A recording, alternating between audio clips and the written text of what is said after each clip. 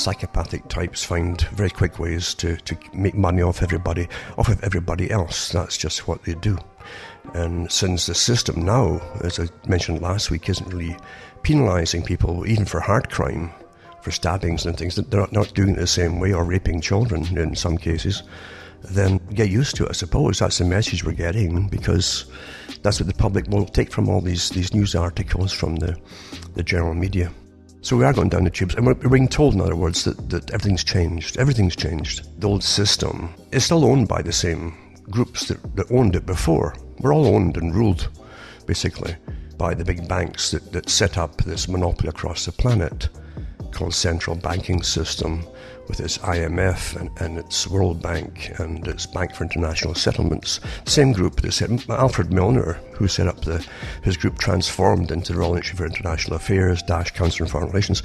I mean, he was a banker, remember, and many of his other protégés were as well. International, of course. And they wanted an international world system, even government. They used the British taxpayer to fund it all for them into existence, and used the military as well. Very well organised when you think about it, and even made people awfully patriotic to go off and fight for an empire that some people, generally as they got older, says, well, what on earth are we doing there anyway? Really, because it wasn't for the people. You got nothing from it. But the ones at the top did, of course. I'll maybe do a talk on that eventually, because I've got a lot of data. I've given out stuff before, but a lot of data on the conditions that people lived in Britain during that whole period. You wouldn't believe it. Most folk didn't even have shoes, in working class areas, all the way up into the 20th century, into World War I. Not kidding you, It's so well hidden, isn't it? With all these BBC dramas where they have the girls and the coaches and the footmen and the big mansions and so on that belong to the bankers of the day. That's what they really use for all that. But the reality of the majority of the public, they were not living like anything like in those conditions at all. And some of them were actually still dying of dysentery into the early 20th century, with no running water, no sewage facilities, and so in the big cities. But they've trained people that was completely different. That's quite amazing when you think about it. It didn't take too much with an overall control system to do that. And it's worse today, since they're actually teaching in the universities all this white privilege stuff that really wasn't true for most people at all. And don't forget too, any people can be used to go out and brutalise other people. So you get a poor bunch, get them dressed up in a uniform. It has still happening today across the world, with different countries involved in these kind of things. And then you use the brutalised folk to then go out and brutalise other people. So don't blame what you see as a front group. They can use anybody as a front group to do their dirty work for them. It's just too easy, isn't it? And folk who are being brutalised themselves with poverty. And don't forget, with poverty comes a lot of fear in a system where poverty isn't really tolerated very well. Don't forget, in the UK and Britain, poverty was seen as a disease. It wasn't just a social disease, it was a disease that the people had inferior genes and bad stock and all that stuff. That's what they said. And those folk, literally, it was a crime to be poor. It literally was, and that was institutionalised in the Victorian reign into the Georgian reign as well. We're living in amazing times today to watch the camouflage, the complete backtracking, and the covering up of what was. And it's happening in a lot of countries across the world at the same time. Even as we live, isn't it? We've all lived through the last, what would you say? 20, almost 30 years of wars in the Middle East. 30 years, actually. That's not counting the previous ones with ongoing supports of Al-Qaeda that was meant to fight the Soviet Union. And there's been continuous, really, with the West and different entities funding different groups, radicalising them, actually, training them, in fact, and using them right to the present time. We're watching it back and forth. And as we do it, you'll find even organisations that are up there doing a lot of this stuff are now targeting people who mention it. Like, you're not supposed to anymore. Like, you're supposed to have no memory of what was going on before.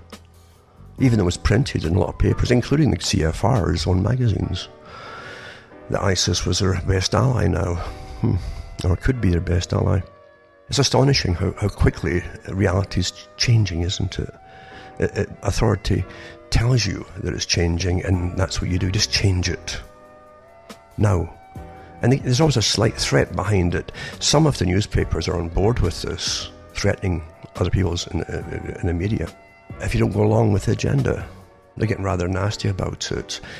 Don't think for a second that things cannot turn nasty, because first comes the threat to conform and shut up, and the next stage is obviously more severe, put it that way, really. And the big boys themselves are putting out lots of messages of what you're supposed to believe, that the stuff that you can repeat from years ago, from their own newspapers at times. You're a conspiracy theorist if you mention them. Well, they're still there, they're still out there from the big newspapers of the day.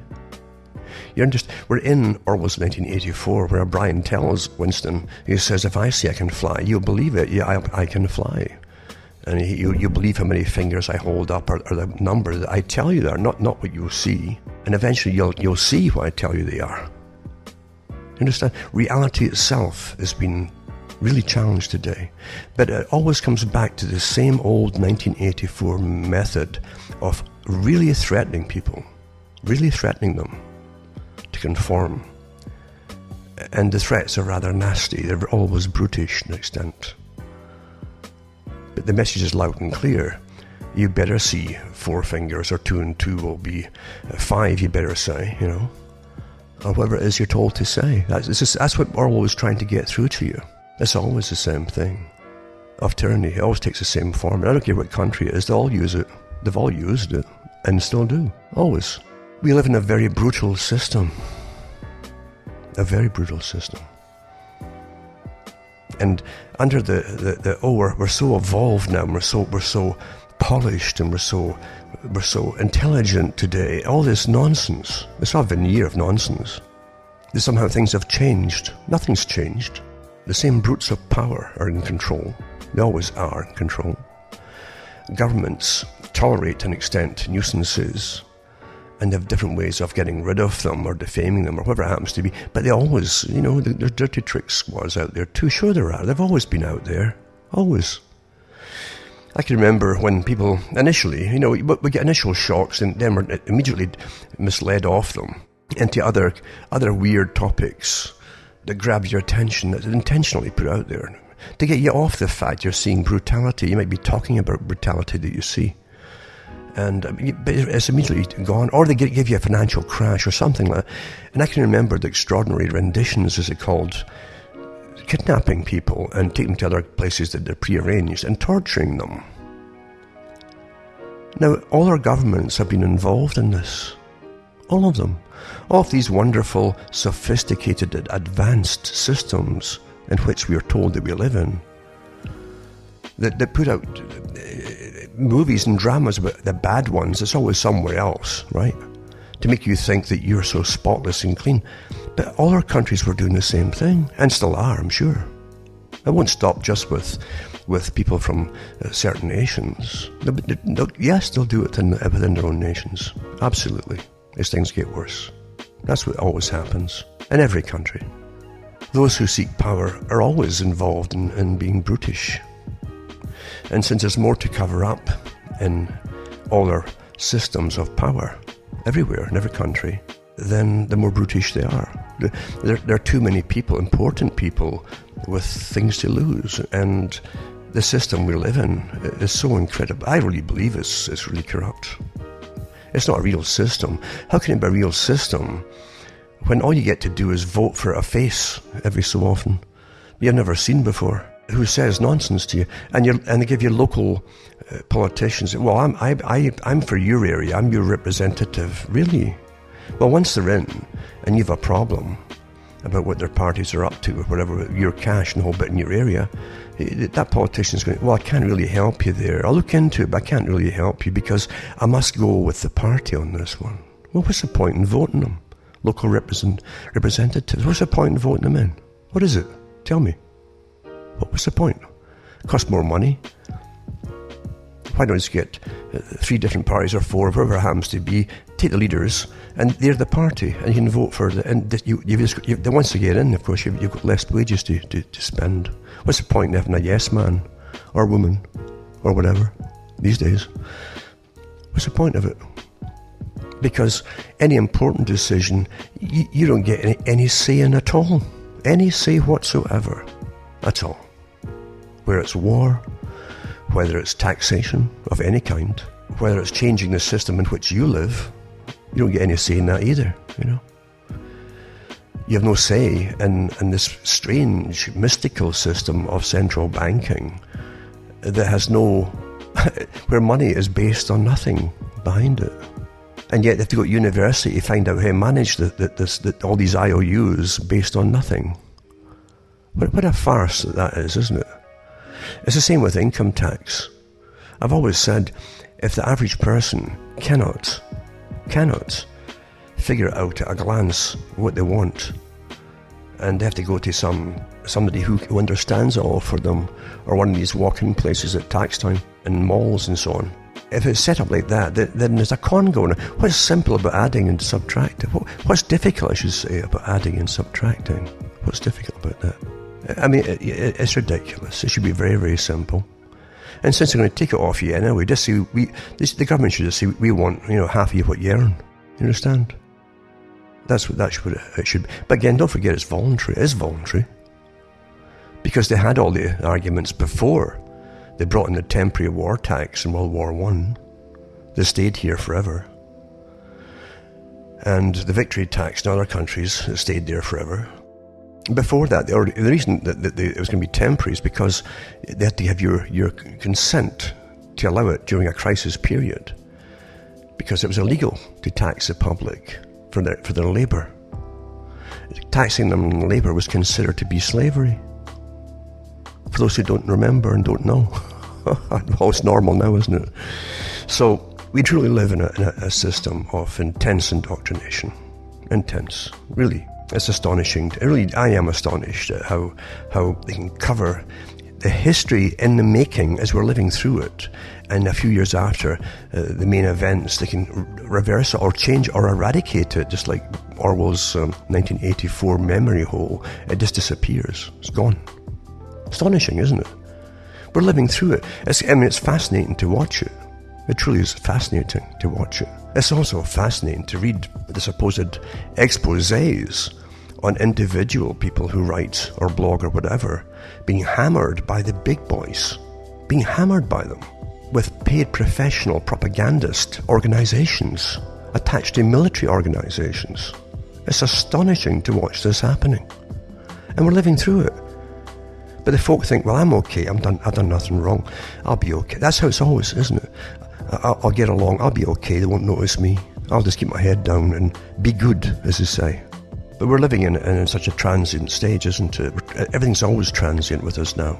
It's hard to believe that all across the world, for not too long ago, generations would pass. Generations and generations where you had a fixed class system, especially in Europe, and it's worse in some countries than others. And most folk just stayed in, just like India, it was the same as India, people have stayed in their class system. They didn't know any better to try and even move out of it. At one time they couldn't move out of it. If you were a serf, you came with the land, the Lord owned the land, and you were sold along with the land and the property. It wasn't your property. You'd farm the land for them, tenant farmers, but you own nothing, basically. Nothing much has changed in a sense, really, except we're not even allowed to go on the land anymore to do much farming. There's so many laws and regulations to keep you off of it, especially in the farming area, because they don't really want farming. It's another story again. I might even do one of them if I remember to do that, on what's been happening in the West by a law and legislation to do with reducing the amount of farms, which has been awfully successful over the last 20-odd years especially. But most folk don't know these things. They think they don't. If you don't get clues of things given to you, most folk won't catch them at all. And again, why doesn't the mainstream media tell you, and especially your television, what's been going on? And what is going on in your lifetime? Never mind the oohs and ahs things. Oh, there's lots of sex going on. Oh, my goodness, you wouldn't believe what these folk are doing now. Blah, blah, blah, blah. That's nonsense. That's trivia to me. But the things that really matter, they never tell you about. They just don't seem to think it worthwhile to mention it. Like the government has literally ordered the vast reduction of farms over the years from the very top. And that the United Nations said, even before that farming was just too important to be left to farmers. They wanted the big agribusinesses to take it all over. And like everything else, there's many ways to get you off the land. and to stop you farming by increasing prices and things that they all need through monopolies. Everything in farming today is owned by monopolies. It's your GM this and GM that, and their pesticides too. Go along with it.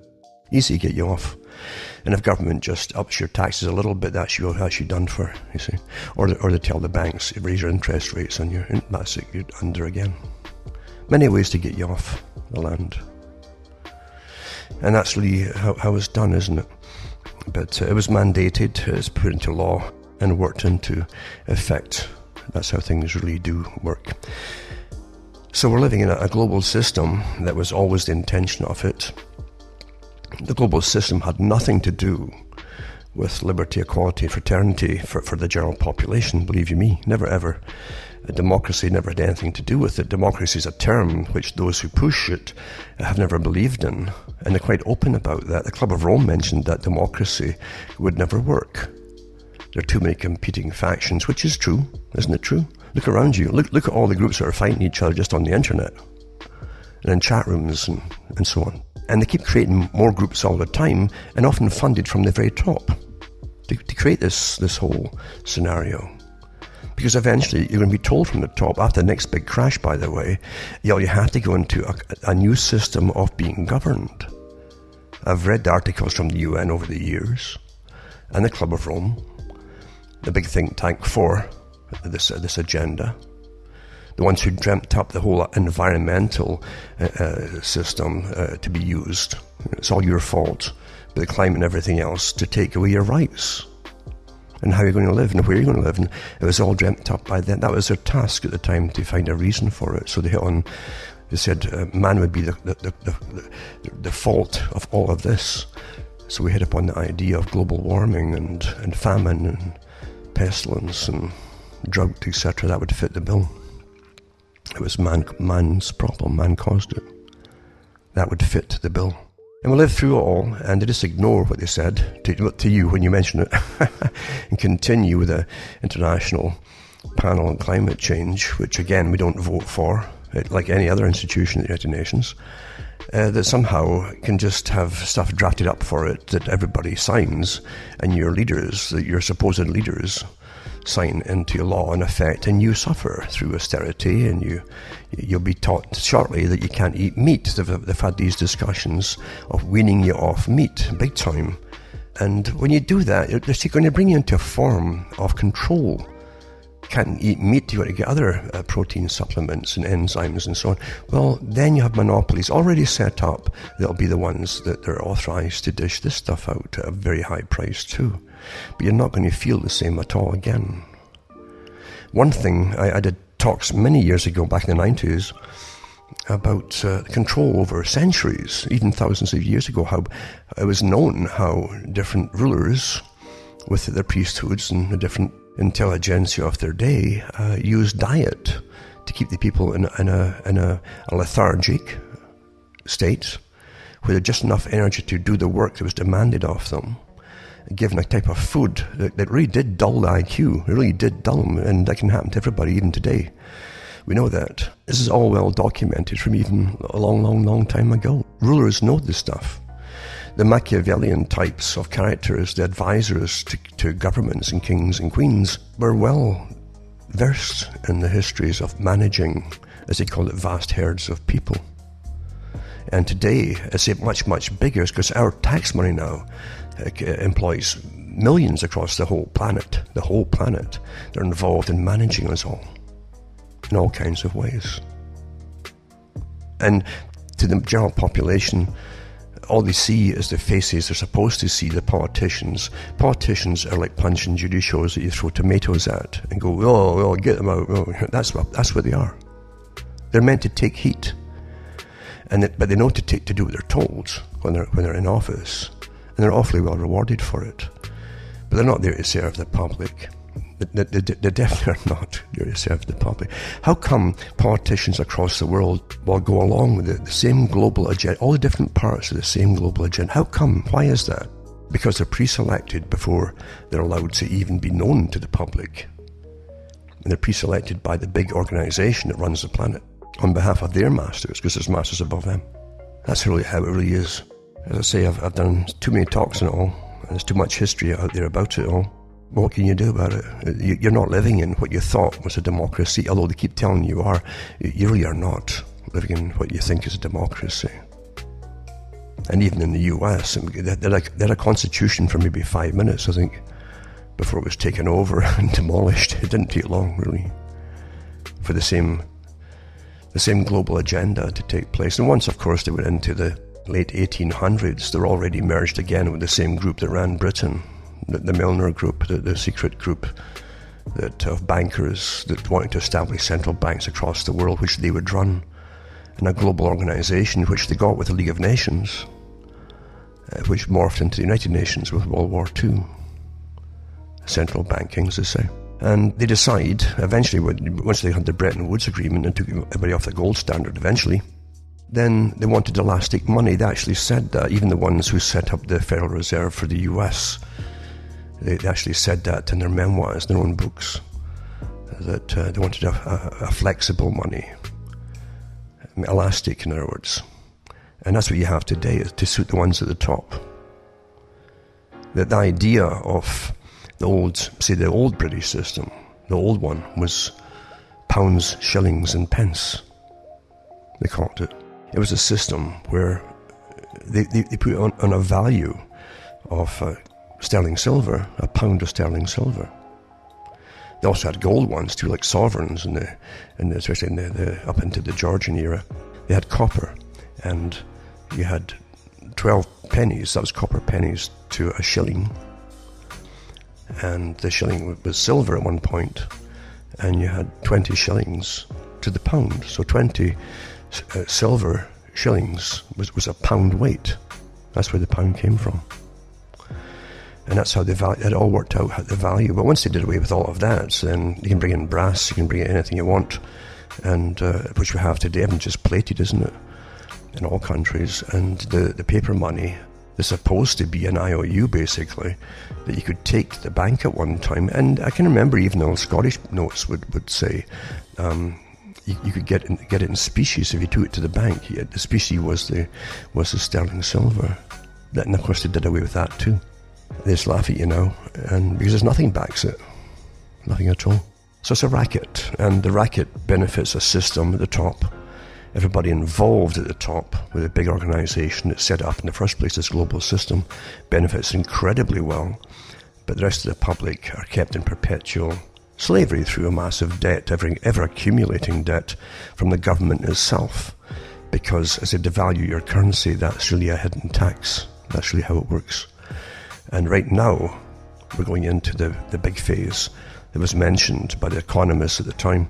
Even though it's all fake as far as I'm concerned, it's based on nothing but the economists at the time of the 2008 crash said that the effects, the full effects of this crash and the bailouts to these banks won't be really noticed by the public so much, except towards the end of at least a 10-year period.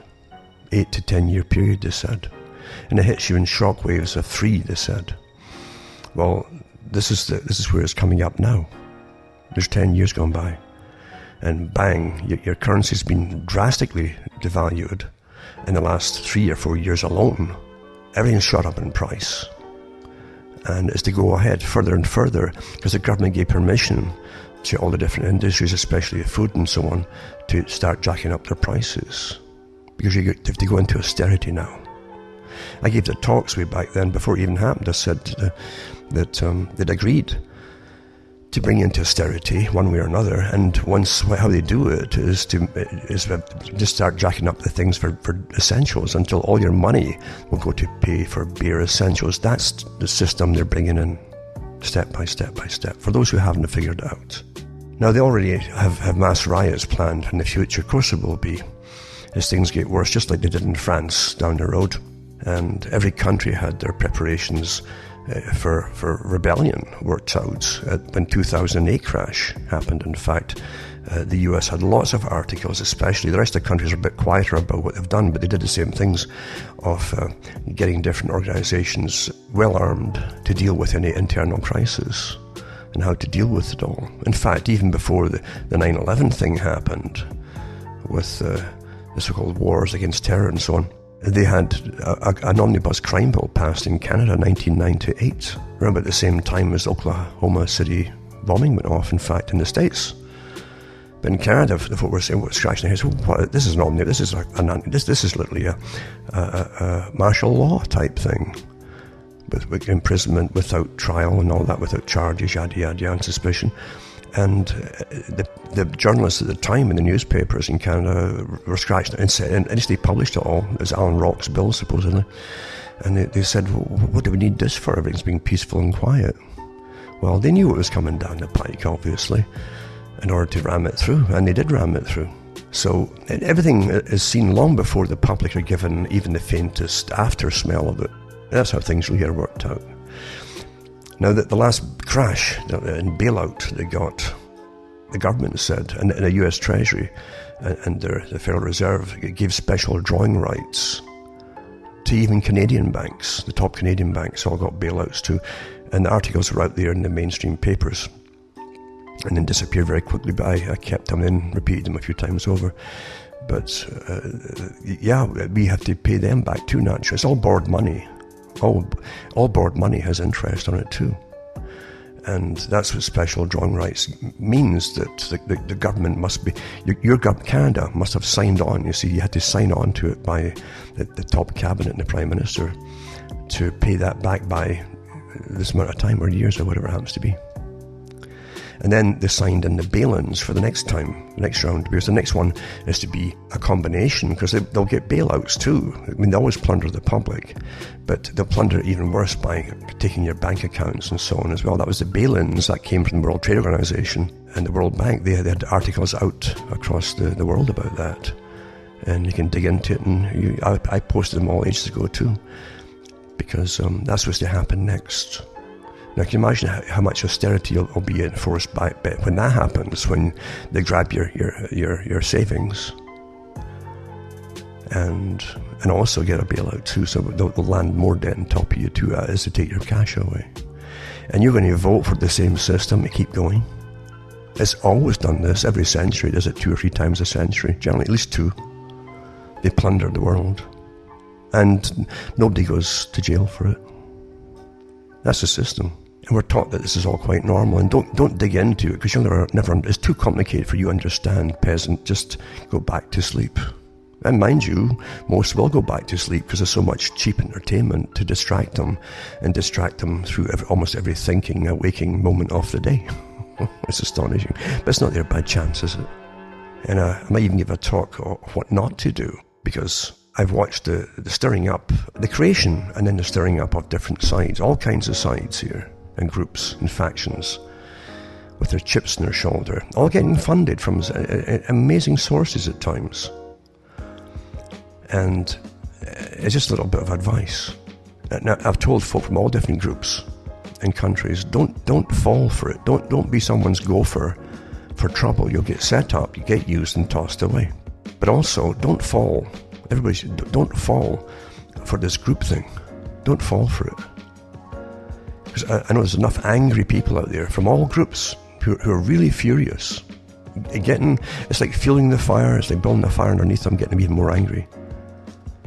For the right time, for when certain authorities might want this to happen. And I'm sure that eventually they will.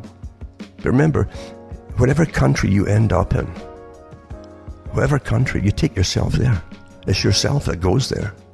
And if you're unhappy in one place, you're going to be pretty well unhappy somewhere else. Happiness doesn't come from out there, where out there happens to be. It doesn't happen like that.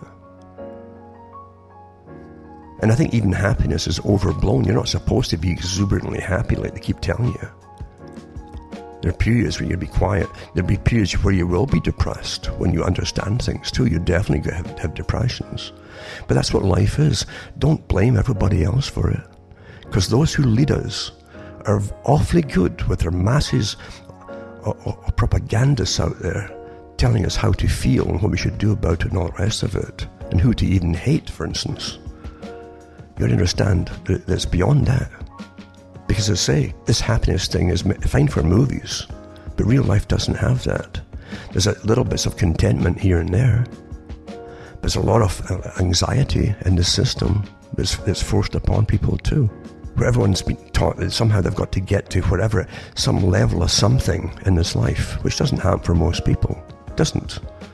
Especially in a system constantly morphing into a different system.